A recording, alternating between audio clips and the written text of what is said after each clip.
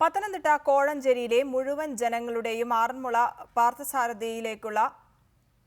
പാർത്ഥസാരഥിക്കുള്ള സമർപ്പണമാണ് കോഴഞ്ചേരി പള്ളിയോടം. പള്ളിയോടത്തിന്റെ അവസാനഘട്ട നിർമ്മാണം മാലിപ്പുരയിൽ പൂർത്തിയായി. 46 കോൽ നീളം, 66 അങ്കുലം ഉടമ, അമരപ്പൊക്കം 18 അടി, കൂമ്പിന് നീളം 5.5 അടി. എല്ലാ വിശേഷങ്ങളുമൊത്ത പള്ളിയോടമാവും കോഴഞ്ചേരി.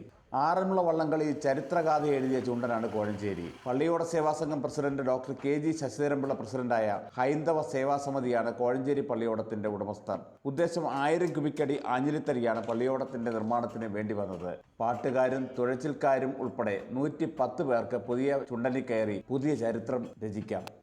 ഒരാൾ പിടിക്കുന്ന പള്ളി മുത്തുക്കുടയ്ക്ക് കീഴിൽ ഭഗവാൻ പാർത്ഥസാരഥി നിൽക്കുന്നു എന്നുള്ളതാണ് സങ്കല്പം. അങ്ങനെ പള്ളി കൊള്ളുന്ന ഓടമായതുകൊണ്ടാണ് ഇതിന് പള്ളിയോടം എന്ന് പറയുന്നത്. ഈ പള്ളിയോടത്തിൻ്റെ നിർമ്മാണം അവസാന ഘട്ടത്തിലാണ്. ഓഗസ്റ്റ് മാസം 24-ാം തീയതി രാവിലെ 8:45 മണിക്ക് തിരുവിതാംകൂർ മഹാരാജാവ് ആദിത്യവർമ്മ ഇതിൻ്റെ നീർത്തൊഴിൽ കർമ്മം നിർവഹിക്കുന്നതാണ്. ചുണ്ടൻ വള്ളംകൊള്ള ശില്പിയായ ചങ്ങങ്കരി തങ്കപ്പനാചാര്യയുടെയും വേണു ആചാര്യയുടെയും പിന്മുറക്കാരനും എഞ്ചിനീയറിംഗ് ബിരുദധാരിയുമായ വിഷ്ണുവാണ് കോഴഞ്ചേരി പള്ളിയോടത്തിന്റെ മുഖ്യ ശില്പി. കാര്യങ്ങളെല്ലാം പറഞ്ഞ് എനിക്ക് അതായത് ഒരു പള്ളിയോടം ഉണ്ടാക്കുന്നതിനെ പറ്റിയുള്ള കണക്കുകളും കാര്യങ്ങളെല്ലാം നേരത്തെ മുൻപിൽ പറഞ്ഞു തന്നിട്ടുണ്ട്. അതായത് തിയറി നേരത്തെ എനിക്ക് കിട്ടിയിരുന്നു. ഇപ്പോൾ പ്രാക്ടിക്കലിൻ്റെ നല്ല രീതിയിൽ ഞാനത് ചെയ്തുകൊണ്ടിരിക്കുകയാണ്. ഇപ്പോൾ അവസാനത്തെ ഘട്ടത്തിലാണ് പണി നടക്കുന്നത്.